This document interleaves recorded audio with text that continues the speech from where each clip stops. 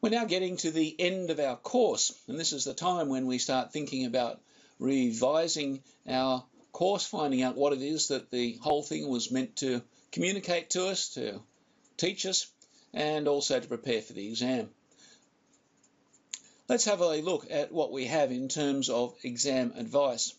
If we go to the exam page of our Moodle site for the course, what we have is an examination preparation guide, exam advice if you like, which is the school standard form of exam advice.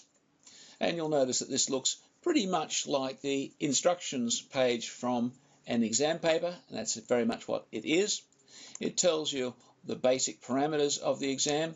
In particular, for your purposes, you're probably most interested in the fact that it's going to consist of two parts. Part A, which is going to be worth 20 marks and will be a case study with some computations, and Part B, which will be 3 10-mark short essay questions taken from basically any part of the theory and whatever in the course, and the questions will be taken from anywhere in the course. So they're the important things to come away. Can't really tell you anymore because that's exactly what the school expects us to issue for each of our courses. However, what we will do is just do a quick review now of the topics in the course to help you with your review and hopefully to give you a bit of an overall concept of what this course was really aiming to achieve. As we go through the modules, the first module introduced the idea that our perspective in advanced valuation is property as an investment, property as a series of cash flows. This is very much the American perspective on property, but it's also very powerful because if you buy property as an investment, as an income producing asset, the tools that financial analysis or analysts use to analyze any form of capital asset, why not use them on property? And that's exactly what we're doing. And so all of these tools, the DCF tools, the discounting and so on, are all borrowed from the finance world. In topic 2, we took that further by really looking at specific skills that were related to this type of evaluation. In particular, we introduced you to what I'm calling compact DCF, and that's using annuity functions rather than simply period by period analysis to do your discounting, your DCF models. And what we've seen there is if you know what you're doing, a handful of equations can reduce and analyze extremely complicated patterns of cash flows, perhaps ranging over decades, and be able to also cope with things like complex reversion and future redevelopment questions and things like that. So the compact DCF is an extremely important tool introduced in the second module and really developed then in the third module, where we use that tool to look at the question of partial interests. Now, partial interests are situations where the one investment property has its property rights and therefore its cash flows split between at least two parties. And we need to be able to evaluate that mathematically to say what are the interests, the financial value of these different slices out of the property pie to the various people that have interests in it. While we used the landlord and tenant as the simplest introductory, if you like, partial interests, we also went further to see that there are many other ways that you can split property up, say between the building and the improvements, and the land, and we looked at the question of ground rent, which really is another form of partial interest and very useful because you can use that analysis, the ground rent type of analysis, to analyze many emerging forms of creative property investment. So it's a very powerful module, this. We went through a series of self-correcting exercises, which are really the focus of that exercise, that module. When we moved on to modules 4 and 5, we moved into development. There we built a Turner model, which is a delightfully compact but powerful little development feasibility and residual land value calculator. and it's the kind of complexity that a lot of very successful valuers use. And so we learned about the concepts behind development, but also the practicalities of feasibility analysis and RLV valuation in these two modules. In the first one, we focused more on subdivision land. In the second one, we looked more at space development, both really using the same maths, just different physical trades to build the stuff. In the second topic, we looked at estate master, and I recommend that if you're going into the development area, look very seriously at developing further your estate master skills. It's very highly thought of in the marketplace, in the industry. Topic 6 leads us on to the valuation of land affected by customary title.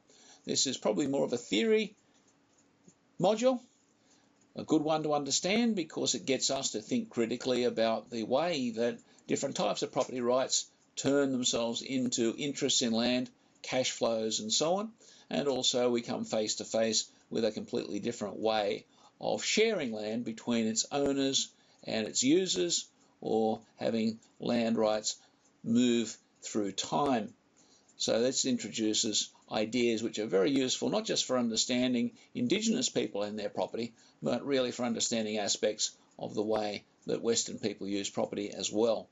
Topic 7 is a fairly straightforward topic on reports. We've given you some examples of reports and so on. Not a lot of theory, not a lot of skill in there, simply a pro forma to copy or an approach to copy. Topic 8 moves us back into what is probably the most important theoretical issue for you to come to grips with, and that is that property rights and the economics of property are going to change over time. And so you need to be able to respond to that change, learn how property is changing, and as you mature in your professional lives, contribute to the debate over where that should change. And so that might be to do with changes to preferences in planning or environmental issues or property rights or whatever it is. But it's important to at least be open to the way that all through your professional lives you're going to have to respond to future developments in property. And so in this module we give you a few to look at and to consider, just to make you aware that property is not a stable thing. Topic 9 returned us to a nice practical valuation issue, and that's plant and machinery valuation. While a lot of you may not want to become plant machinery valuers, those skills are extremely useful, especially when you have need of using a cost approach to valuation seriously, not just as a check method. Plant machinery valuation is also a specialized and, for many people, lucrative area of the valuation profession, and extremely interesting. And so some of you might find yourself working into a larger percentage of P&M valuation, and from the P&M valuers that I've had anything to do with, they seem to find their work extremely interesting and rewarding.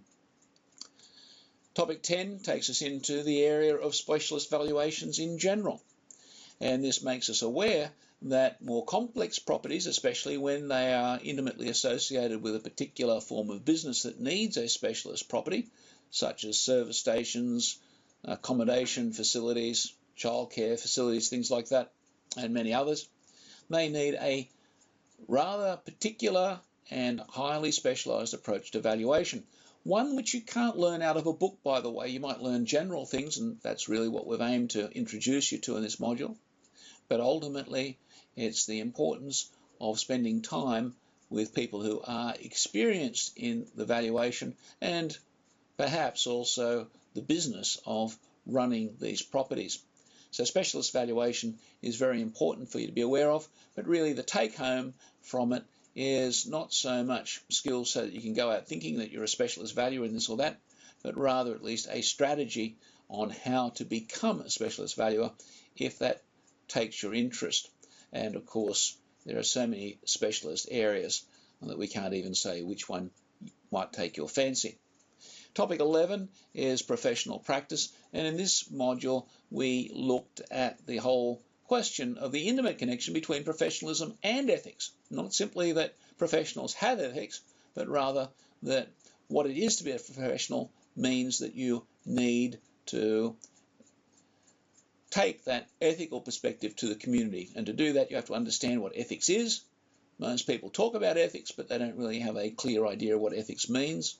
And so in this module, hopefully we answered some of those questions and painted a picture of what it really means to be a professional.